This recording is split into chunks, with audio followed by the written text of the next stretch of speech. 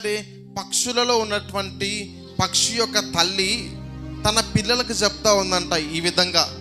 వాటి భాష వేరు, మన భాష వేరు. అయితే పక్షి యొక్క తల్లి ఆ యొక్క వారి భాషలో చిన్న పక్షికి చెప్తా ఉంది ఒక మాట.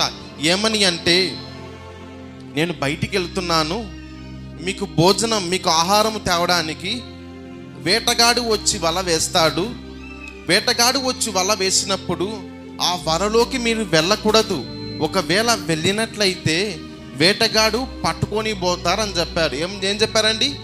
వేటగాడు వస్తాడు, వల వేస్తాడు, గింజలు జల్లినప్పుడు ఆ గింజల కొరకు మీరు వెళ్ళినట్లయితే వేటగాడు వచ్చి మిమ్మల్ని పట్టుకొని పోతారని తల్లి పిల్లలకు చెప్పగానే పిల్లలు బాగా విన్నాయి.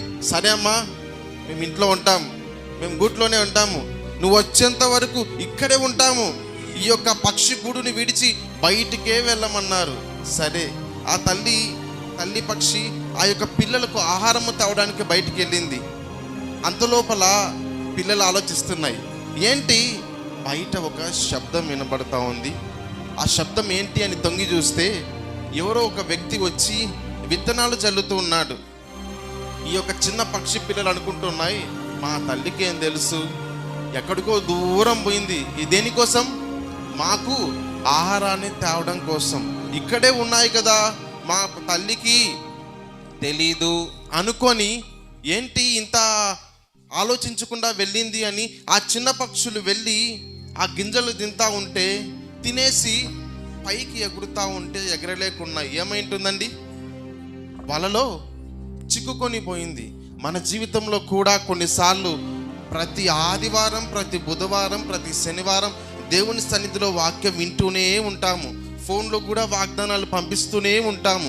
వింటున్నాం, చదువుతున్నాం. కానీ సమస్య ఏంటి అంటే దాన్ని పాటించడం లేదు. అవును కదండి?